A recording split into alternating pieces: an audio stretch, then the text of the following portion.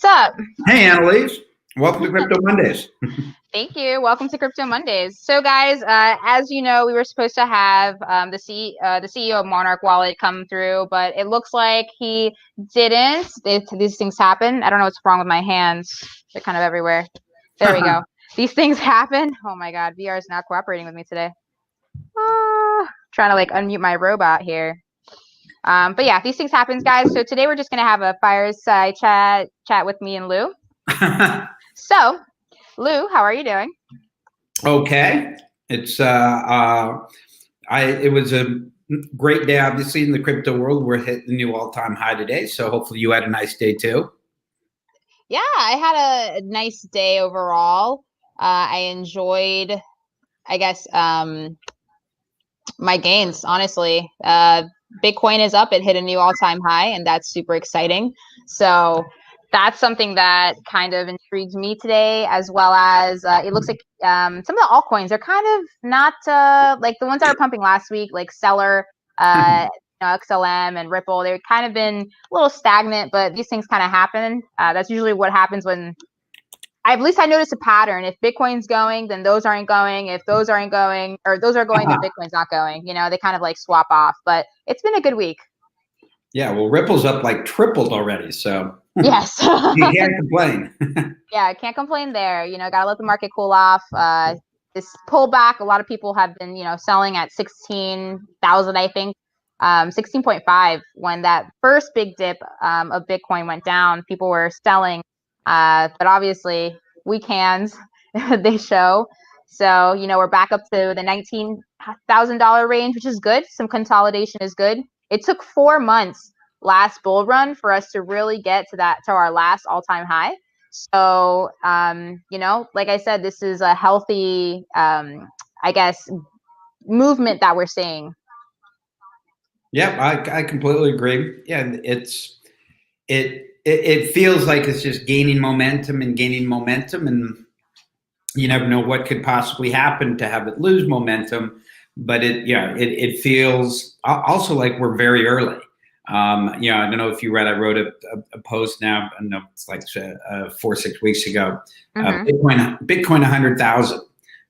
Which, if you take a look at where Bitcoin has gone the last 3 runs, each time it's gone over 100x from the low to the high. So the low this time was a little above 3,000. So that you could make a good argument for we could get to 300,000 this run. But I think just comparing it to gold, and getting a small share of gold, you can easily get to 100,000 this run. That's a good way to look at it. So question, and I'm sure I know your answer to it, because I've been hearing some people say, gold's the better buy right now. What do you think the better buy right now is? Yeah, well, obviously, my answer. Look, I think gold has had, a great run, right? It's had like a 4,000-year run, one of probably the greatest run in the history of business, if you think about it. And I don't think its run is over. It's not going away.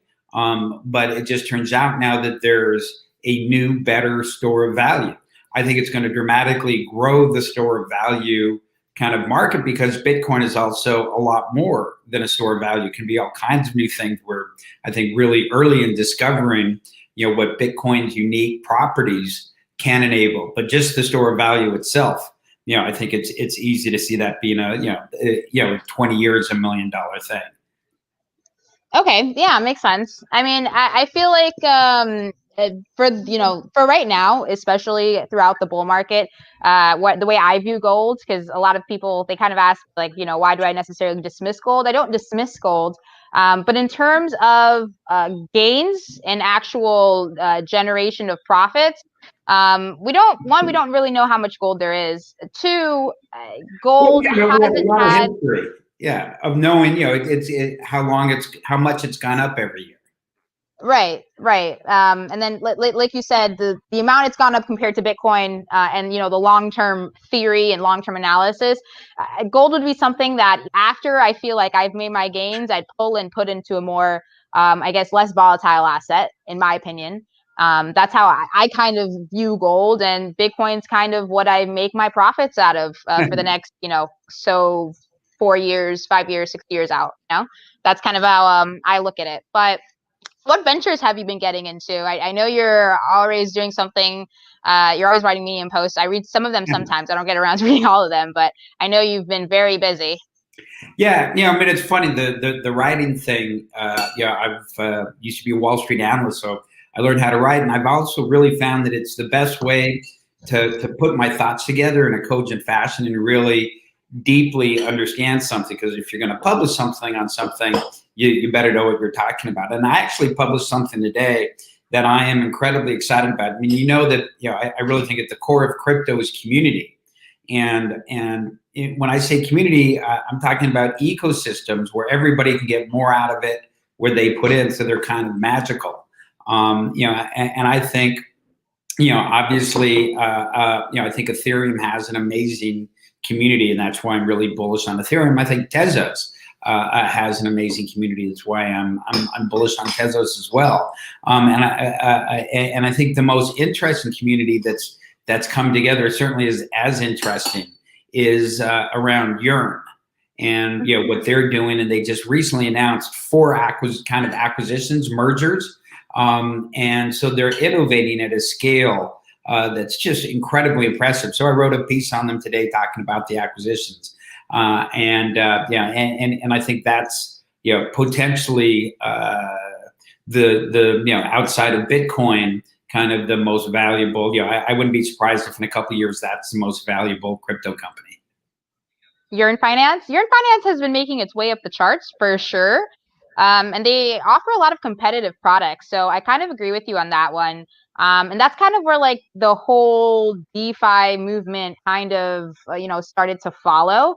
I see them not only, growing here in like the crypto space. Like I think what their coin would hit like $30,000, something like outrageous. Yeah, got close to 40,000. 40,000. We're getting down to, I think, something like 8. Wow. And now it's back to like 27 last I looked at it. Jeez. Yeah, that's quite, those are some gains, man. So I don't know, it's really interesting how, Yearn in itself kind of surpassed Bitcoin so quickly. Like how much was it when it came out? I don't even remember. I mean, I guess talking about things in terms of kind of price, it is, I think much more helpful to talk about in terms of market cap, because, the price is just how many of them there are, and there aren't very many Yearns around compared to, say, XRP. Right. So you can't say, really compare them on price, relative, but on market cap, it's still, I think, somewhere around like the 700 million, something like that. Okay. So it's hanging around like the top 20. But I think it's not even the leader among the DeFi projects. I think Aave and Uniswap have higher market caps. And right. both of them are great companies as well. They're all part of the DeFi ecosystem, obviously. But I think Yearn is putting more of the pieces together. And I think has a kind of a more ambitious, I think, long-term plan. And I think maybe most others in DeFi at the moment are more focused. Okay, yeah, that makes sense. So what are some things, I guess, that I separate, like you said, Yearn from the others, in your opinion? Well, I think they really are building out this DeFi ecosystem. I called it a DeFi conglomerate.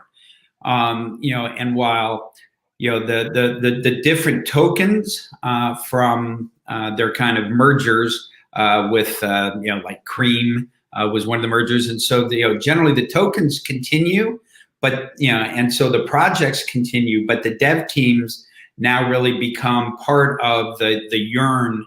Not that they won't continue to work on Cream, also but and then the two get integrated. So there can still be a lot of value for Cream, but it's interesting over time. When there is value to be distributed between the different products, how they might do it. We're really early in the governance too, because to some degree all of these mergers have been done by Andre, and there really hasn't been a kind of community voting. And some people in the community aren't happy about that. But I think those are kind of the growing pains that you get, when you're, as early as we are in building a whole new industry. Okay. Yeah, it makes sense. And like you said, this is a new industry and there are a lot of roadblocks and a lot of things that are kind of in front of us. And that kind of like brings up to the point of people who are, I don't want to insult anyone, but the Bitcoin maximalists, I was thinking about this the other day, because they don't believe in any other currencies or tokens, at least besides Bitcoin. But the ecosystem would fail to exist and Bitcoin wouldn't be as acknowledged as it is today if it wasn't for all these other projects that come into play. Like half of these companies wouldn't exist. There would be no need for a million wallets in one. There wouldn't be a need for any of this, really. So I think what Urin's doing is great if they're really building out the DeFi ecosystem, because there was a lot of misunderstanding when it came to DeFi, especially during there was a food coin coming out every 30 seconds. So I think Sushi Swap is back. Yeah, I heard. You know why? Because Uniswap, they had closed off one of their yield farming situations, and they had lost like at least half of their liquidity. They went from like 1.8 billion down to like a couple hundred million in like 24 hours. It was crazy. And Sushi Swap decided to jump on the opportunity and start incentivizing people to farm on their platform again. So that I do know, that I did find interesting. But yeah, so yeah, never a dull moment. When you talk about Bitcoin maximalists too, in this, in crypto, from my viewpoint, it's actually kind of infinite what crypto can do.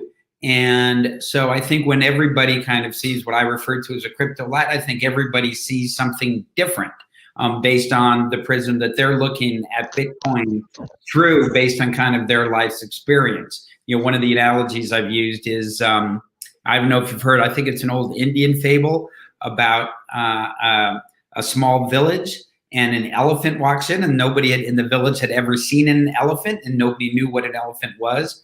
So they had 5, wise blind men come, and they asked the wise men to tell them what the elephant was. And, each of the blind guys went up and to a different part of the elephant. One went up to the side and said, "Oh, this is a wall." And another went to the tail and said, "Oh, this is a rope." One went to the tusk and said, "Oh, this is a spear." So you can all kind of be looking at the same things, but based on your perspective, see very different things. And I think that's what's happened with Bitcoin and all of crypto, I think, when I hear all of these discussions going back and forth. Yeah, no, I totally agree. So real quick, Lou, I know you see someone in the background, but guys, it looks like our guest showed up and he's here. He was running a little late. So I'm going to go ahead and put him on screen. Without further ado, let's welcome Jason. I almost said Jason. Oh my God. Sneh Blatt over. Yeah. Hey, how are you? I'm doing all right. Can you hear me all right? I just my first time using StreamYard, and I guess I finally got it to work, so that's good.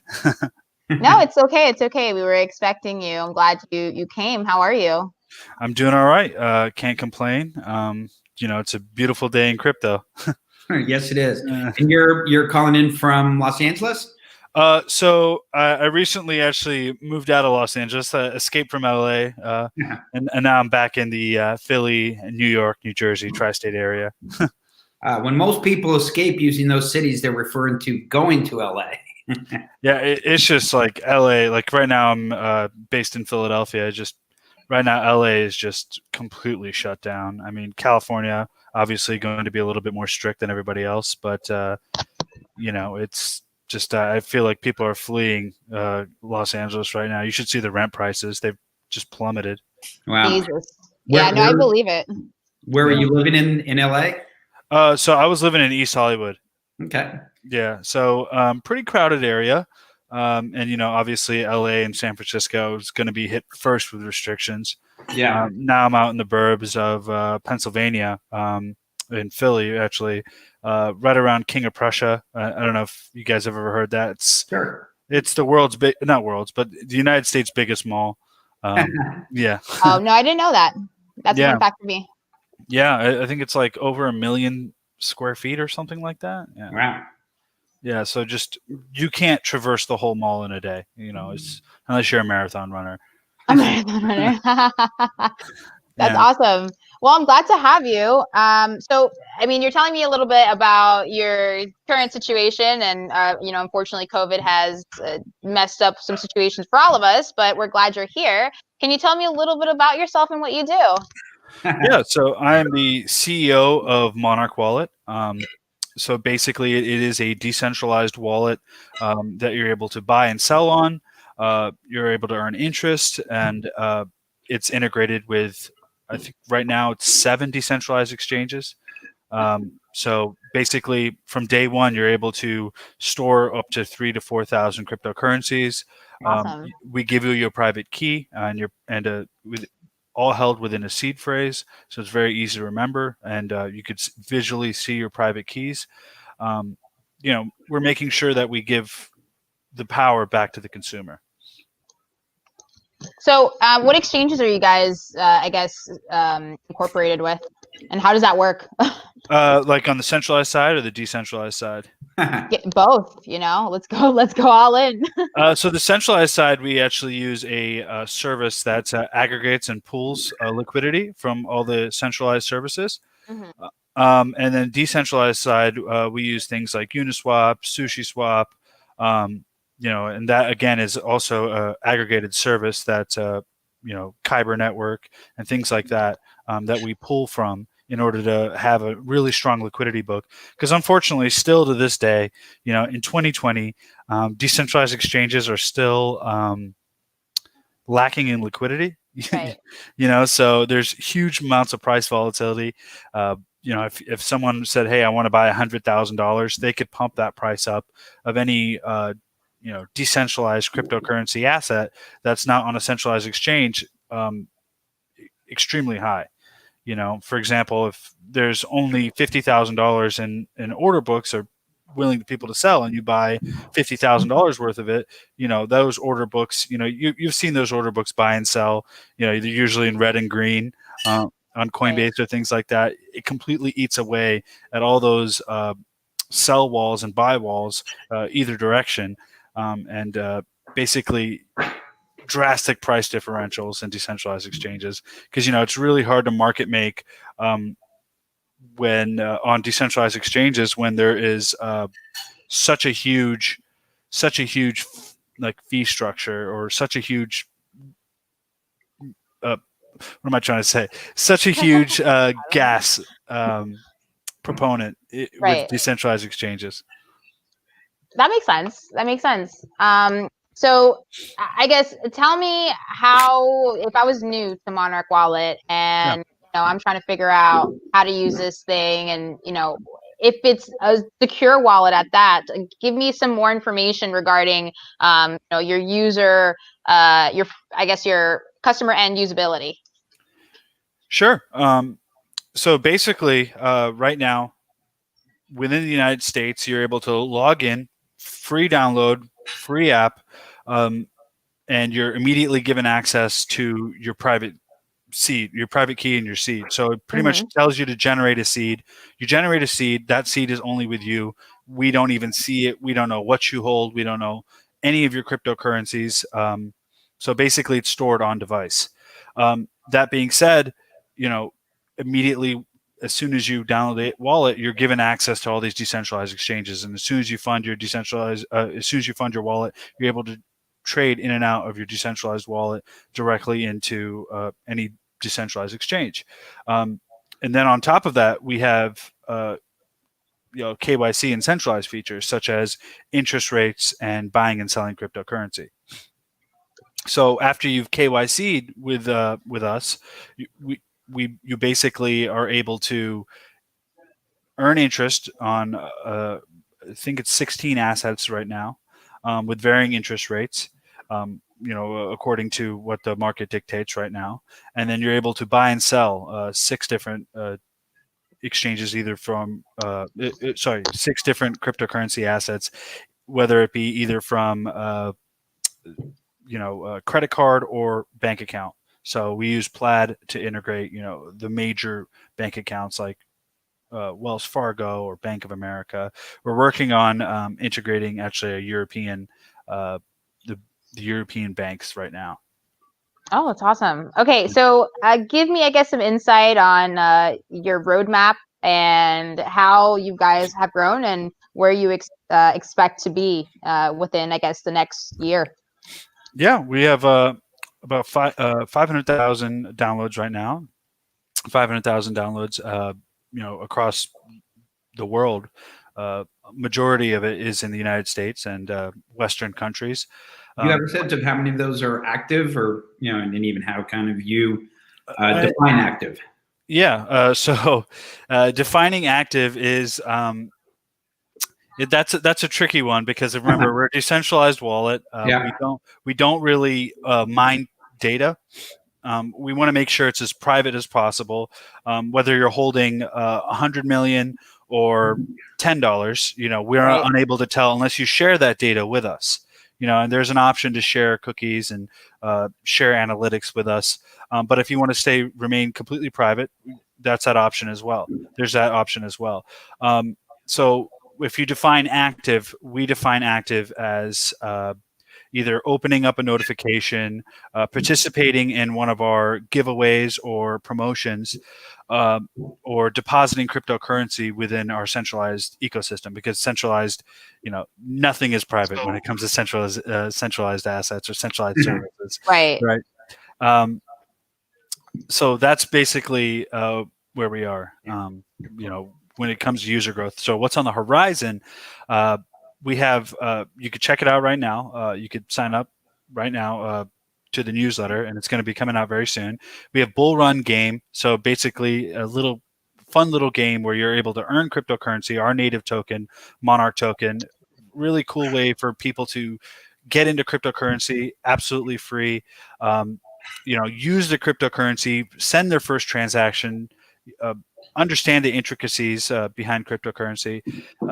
With bullrungame.com. So it's a runner style game. Think of Sonic meets Fun Run meets Mario. That's kind of the game that we're designing right now. And you're able to interact with the Monarch Wallet very seamlessly. We really believe that gaming is the essential cornerstone of educating users.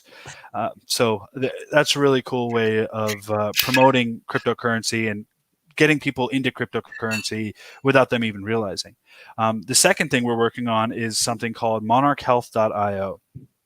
Now, monarchhealth.io is is basically $25 a month. You're able to get unlimited phone calls, catering to specifically United States users. So unlimited phone calls to a doctor. So there's also a pharmacy card, a doctor card, and what we call a healthcare card. It's not health insurance; it is healthcare. I have been told to repeatedly state that this is not health insurance, but the 80% of the most common illnesses are actually covered within 40 of these medications that you get for absolutely free, up to 80,000 different pharmacies across the United States. That's actually pretty interesting. I don't, a lot of companies don't get into any of like that medical stuff, and this is like the first time I've been exposed to that. Yeah, so we've actually generated this system, which comes to my third point, called Monarch Pay. It's what we've really realized in this whole crypto sphere is people aren't using cryptocurrencies. They're just investing for speculation. There's, we have, what was the quoting number that was given to me? 200 billion, close to 200 billion, roughly around 100 billion currently, but at its peak, it was $200 billion in stable tokens. That no one is using other than hedging against cryptocurrency and staying away from the tax man. There's a huge undertapped market for merchants and being able to use cryptocurrencies in the market. So basically what we've created with Monarch Pay is a smart contract system interacting with the Monarch wallet that for the first time ever, you're able to start doing reoccurring payments. So these reoccurring payments happen, on a day-to-day basis. So you think about Netflix, you think about Spotify, you think about your phone bill, you think about your mortgage. These are things that people are using that are basically impossible without giving your cryptocurrency to a custodial solution like Coinbase, like Kraken, things like that. Well, we've made it a way where it's still decentralized in nature, where it's locked up in a smart contract. And for example, you sign up to a Netflix or a Monarch Health, and $25 or $15 a month is able to be withdrawn, and you're able to cancel and stop that transaction every single time. Very, very simple and easy to use process. Kind of works like a credit card, but instead it's a smart contract, which is a little bit more intricate. So we have to educate that process as well, which brings us back to the point of Bull Run. So your title is CEO of Monarch Wallet, but obviously you're kind of wearing a lot of hats, and right, and you have your own ecosystem with your own development team, right? That's building these different applications. Can you talk? How does that work? Right now, working from home is it's pretty complicated, a little bit messy, but I think 2020 was the perfect time to do it. With the content of, say, Slack and Discord and Microsoft Teams, these are pretty current features. I think Slack was 2016, or maybe a little bit earlier than that, but these are very new features when it comes to collaborating with your teams. But we use our own in-house team, our own US-based in-house team that we know everybody, full-time employees. Flash Factory? Yes, that's Splash Factory, and my co-founder actually owns that company. So, very synergetic here. Yeah, I don't even know if that's a word, synergetic, but I think it's synergistic. Yeah, synergistic. There you go. Okay, and so that's his company, and then these various things, are they all standalones, or do they all come under the? They all come under the Monarch umbrella, right? Okay. So it all comes under the Monarch umbrella. All the magic happens under the Monarch wallet, and more and more features. We can't wait to announce Monarch Health and Bull Run and the Monarch Pay feature, which basically allows any merchant, to accept cryptocurrency reoccurring in a decentralized manner. That's awesome. I mean, so here's another question, because there's other Sure. Competitors like against you guys. What makes you different from the competitors? What sets you apart? What sets us apart? We're US based. If you want to point a finger, you could point it directly at us. We don't track you unless you want to be tracked, unless you want to share your analytics. We actually give you your private key, which a lot of decentralized wallets will not do. They just give you a seed instead of giving you an actual private key. Of course, you could derive the private key from the seed, but the average user doesn't know how to do that. Right. We're fully non-custodial, other than our centralized services, which obviously there'll be hot wallets and things like that that are involved in there. But what really sets us apart is our basic unique approach to the market.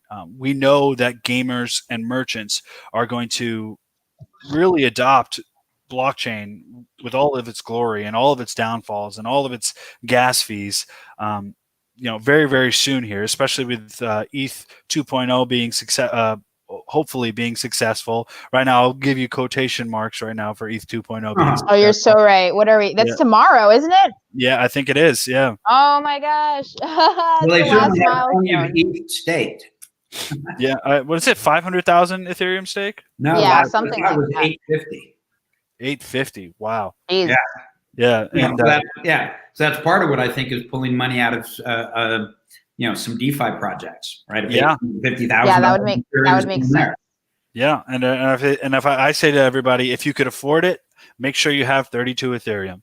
At least 32 Ethereum, because that's what the minimum is to stake. That's funny. I'm sure I'm sure the DeFi space will pick it up so quickly, and there'll be small.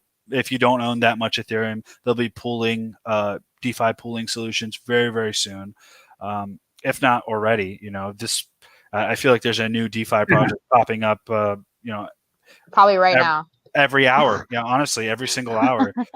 But that's the beauty about it. Everyone could participate, and that's what we really want. Is we want this to be an inclusive ecosystem, and no one's left out. Whether you're not in the United States or you are in the United States, we want to make sure everyone is able to be involved. Right. And, interacting with more dApps and making sure that we're as vivid and as clear possible. And that's kind of what sets us apart from the other decentralized wallets that are quote unquote decentralized, right? So somebody mentioned the mythical mass adoption goal. Yeah. I guess, how does that goal, reference with Monarch Wallet? Because I talked to another blockchain today, Suku, and they are doing text crypto, which is, simplistic in the sense of trying, for some reason, wallets seem to be hard for people. I'm not sure how, I'm not sure why, but it's hard, right? So how simplistic is this compared to something that's, doing a coin kit on Instagram or sending a text message like Suku's intending on doing?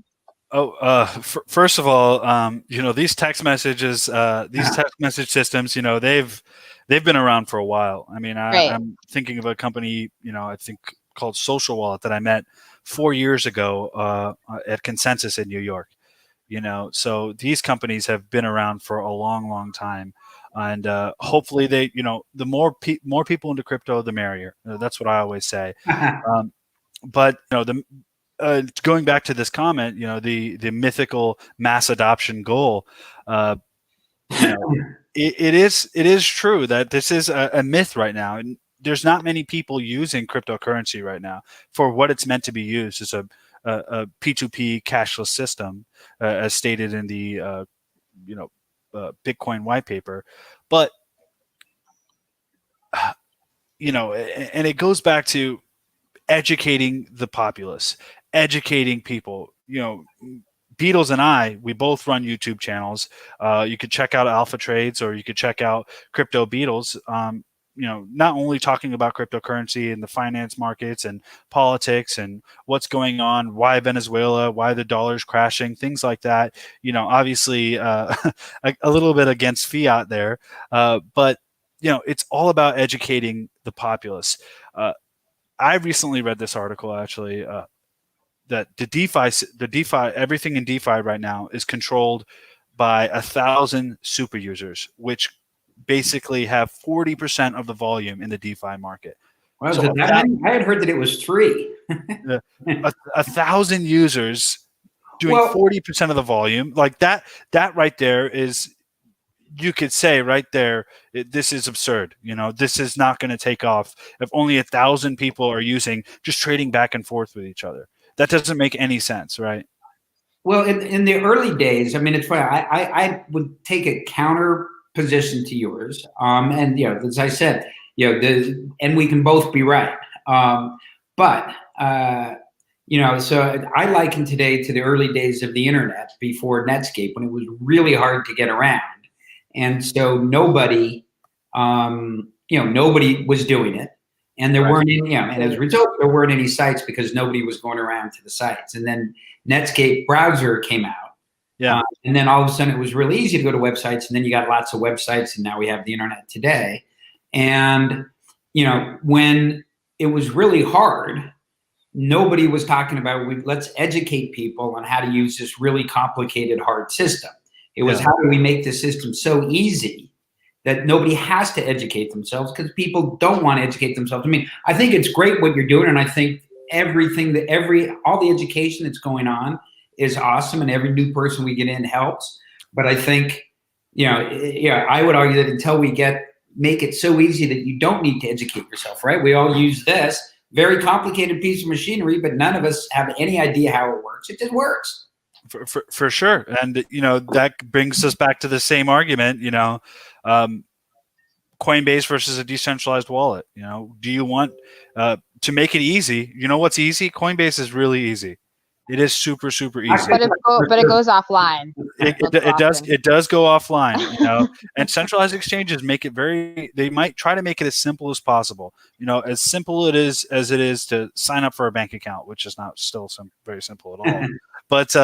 But that's as simple as it can get, you know, in the centralized sphere. So it is a responsibility and a task that we've managed to, you know, to put on ourselves.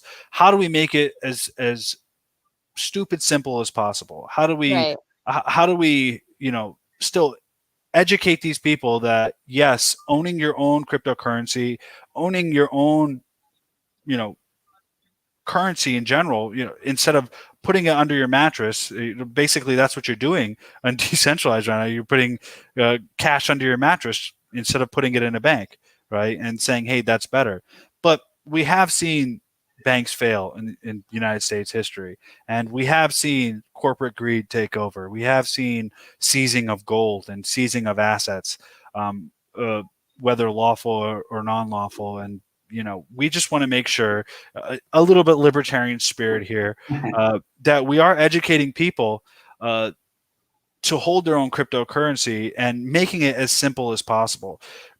When there is a way, and when we figure out a way to make it as simple as we'd like it, you know, where people just pick up their phone, here's a wallet, you know, as simple as PayPal makes it, as simple as Coinbase makes it, as simple as Robinhood makes it. We'd love that way. But we also want to make sure that we're educating people why it's important to have custody of your own cryptocurrency. Yeah. You know, and because right now, banks are making money off your money, right? Coinbase is making money off your money. And unless you and you're not making a cent on it, you know, look at Japan. Those interest rates are negative, and we're getting close to that. You know, I think we hit 0, and now I think we're back up a little bit, and you know, we're very close to hitting negative interest rates. It's in our future, but you know, it's a fine line between personally, I'd like that. I like negative interest rates. Yeah. Yeah. Are you a fan of MMT? If you know what that is? MMT. What is MMT? Modern monetary theory, which holds that the U.S. government doesn't need to collect taxes because it can just print money. Oh. It printed a lot more money than it collected in taxes. Yeah. This year, and you know, it's actually a little scary. What? That's actually a little scary. Why is that scary? That the U.S. printed more money this year than they collected in taxes. That's crazy. Still here, right? The dollars, you know, everybody you know is still taking the dollar. Yeah. Yeah. But I mean, then the concept of inflation comes into play, and you know, the value of the dollar comes into play, and then you kind of realize why the inflation today. What was it? Oh, I just said we're not seeing any inflation today. I guess to an extent, on like a micro scale, but on a macro scale, definitely I see the effects. So I'd argue against that a little bit, you know. Whereas I think, you know, the dollar. I think everybody relies on the dollar. All foreign governments right now really rely on the dollar, or are pegging themselves to the dollar. And they're relying it on foreign trade, you know, and there's that famous quote is, you know, Osama bin Laden hated America, but he really loved the United States dollar, you know, and that's the sad fact right now is a lot of foreign currencies are relied on the United States dollar, right? But as we print more and more cash, as more and more of this cash goes overseas, as we fall behind in a lot of this legislature when it comes to free market thinking and capitalism, and turn more and more into this socialist union, you know, I think that's the dollar, you know, on the horizon. I don't think anyone's optimistic that the dollar is getting stronger and stronger. Right. I don't think anyone's saying, "Hey, I feel safe at night that the dollar is going to keep me secure and warm." Right. I don't think anybody is like that, unless you're, you know, really. Do you feel like it's more of a marketing aspect at this point? Like, do you know what I mean? Oh, absolutely. You know, and it's an inflationary currency, and everybody knows that. It is an inflationary currency, and you're going to print more and more dollars. A gallon of milk is going to cost more in the future than it is now. it's not a finite resource, and that's what we're really trying to instill and educate people in. It's like this is just going to get worse. Like your dollar today, whether it be whether your dollar today is worth marginally less or a lot less, it is going to be less. It is going to be worth less, and not worthless. Hopefully, not worthless, but we could see examples like, for example, Venezuela and Zimbabwe, where there's trillions of dollars printed, and just like the German mark during World War II, right? Basically, it's cheaper to use it as toilet paper than to actually use it as currency. So, I don't think it'll ever get to that point without some major intervention.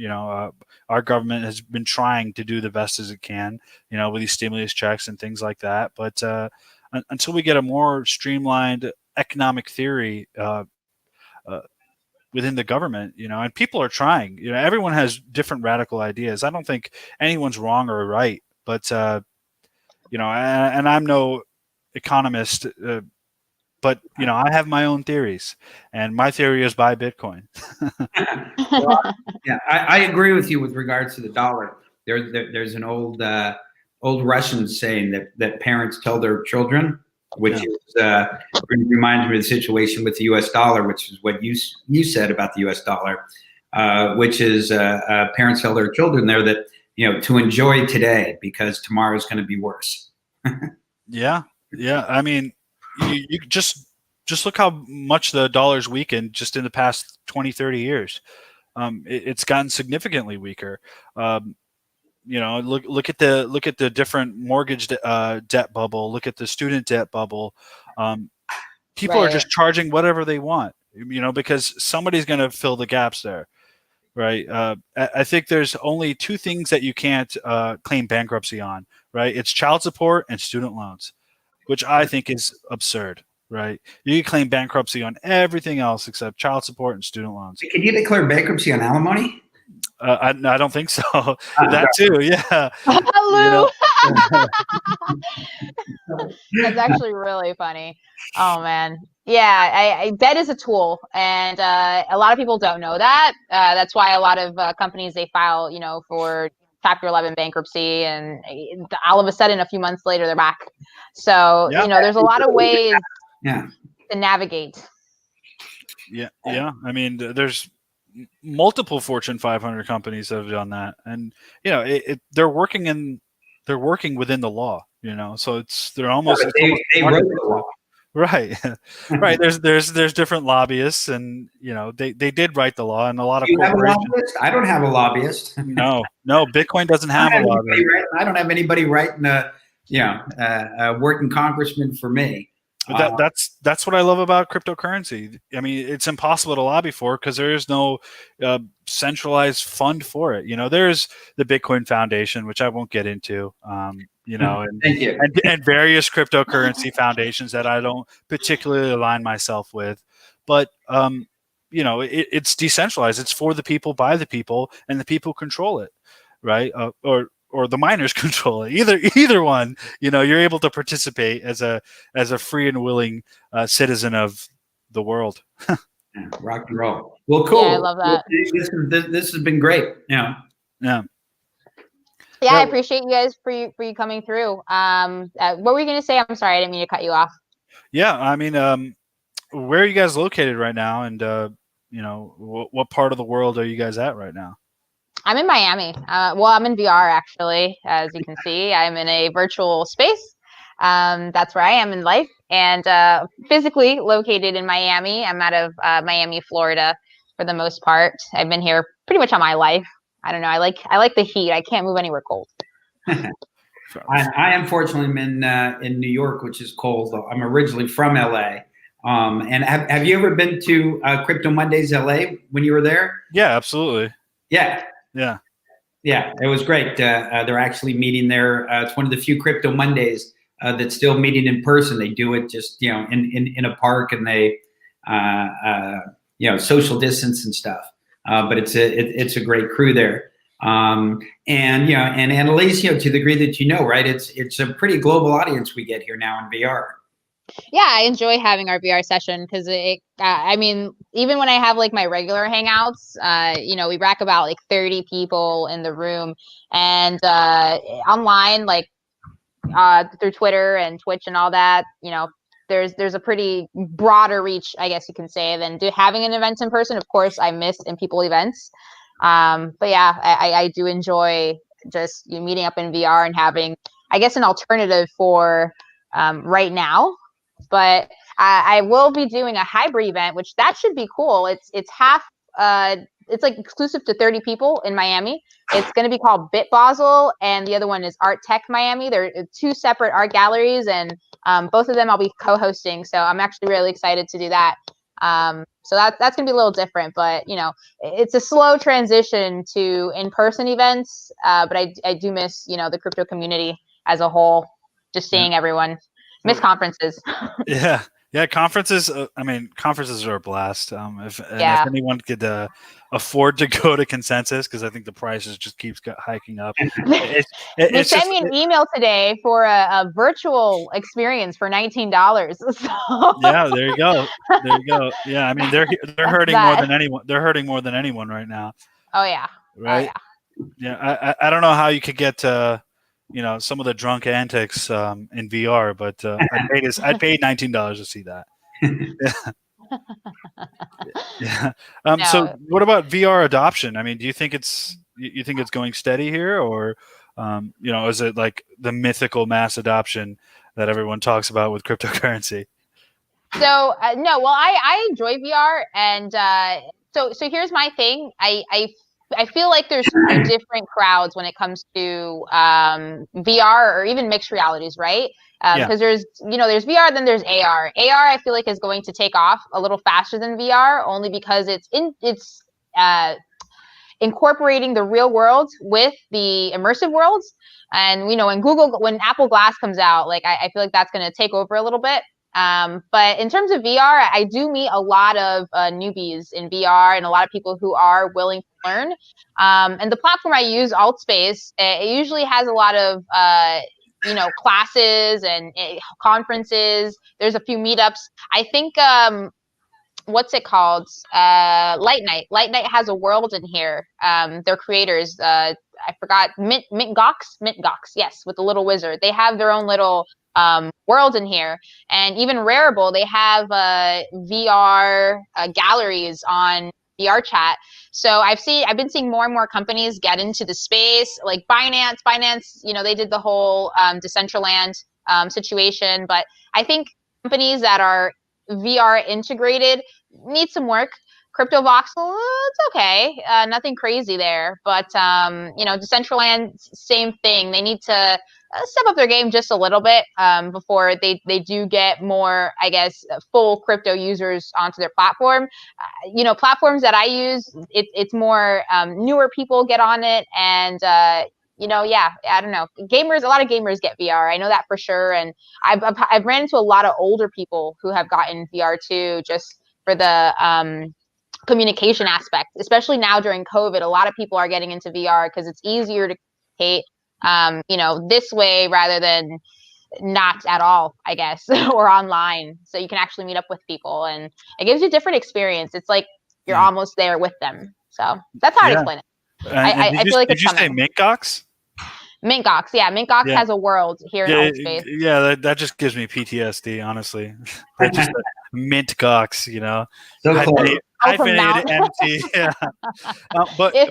But that being said, I mean, I was inquiring into a HoloLens, seeing how much it cost. It's like a couple grand. I was just like, this is not feasible for the average, American. Yeah, right? I don't know about a HoloLens, but even, and here we go back to Facebook. They made they bought Oculus out, and their headsets, they're $299, and they probably have like the better specs, even compared to more expensive headsets, on the market. So it really depends on what you're willing to go with. The only downfall is, even though Facebook promised people they wouldn't do this, is they make you have to have a Facebook account and connect your Oculus to the account now, ever since they dropped this new headset. So, you know, shame on you, Facebook, if you're listening to this. You promised the community you wouldn't do this, but you did it. But then again, like I said, that price point, $299 for one of the top headsets on the market, not too bad. Yeah. I mean, it's just, you know, I feel like until there's some really good graphics, you know, which should be coming out within the next 5 to 10 years, it won't hit critical mass, but you know, it's coming, and I'm, you know, It's coming. innovators like you and I, you know, you in the VR space and cryptocurrency, you know, and everybody in the cryptocurrency space, you know, we are the early bloomers. It's What we do. yeah, exactly. Yeah. We're It the looks like- pioneers, right? It looks like Pioneers Alejandro get shot, doesn't like right? pioneers get shot. It looks like Yeah. he likes Mt. Gox. Just don't go with the Zucker quest. That's funny. Yeah, but yeah, he says get the index. Support Steam, get the index. Is that I don't know, is that a headset? I'm assuming that's a headset. I've never I mean, so Steam, I know Steam has some VR games. You know, the gaming platform Steam. Yes. So maybe that's what he's talking about, right? Index. Index, the hand valve index. Oh, it's a VR headset. It is a headset. Okay. Yeah, it's from Steam makes headset. That's what he's saying. It's a Steam powered headset. Oh, it's interesting. Yeah, but again, that price point, it's $1,000 for the full kit. Just the headset by itself though is $499. Oh, you have to buy the controller separately. So $749 for controllers and headset. Yeah, so like, you know, it's not the most feasible price point for everyone, but these are like higher powered headsets. But I don't know. I don't mind my Oculus. Yeah, I don't mind my Oculus. computers.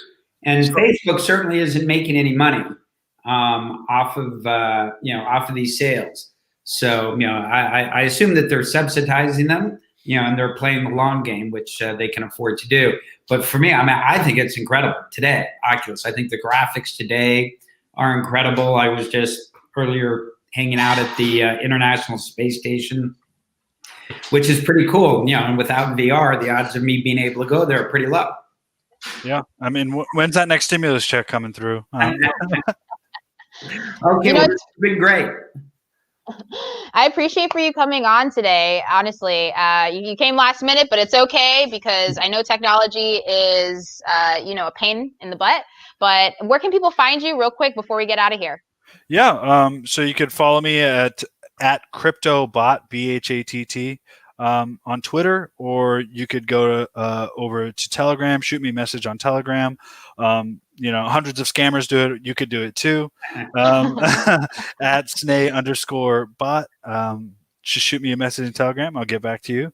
And of course, you could always download the Monarch Wallet and tell me how it is. Tell me what you want to see, what cryptocurrency you want to support, what dApps you want to support, how we could do things better. You know, we're here to serve. So let us know. And yeah, that's about it.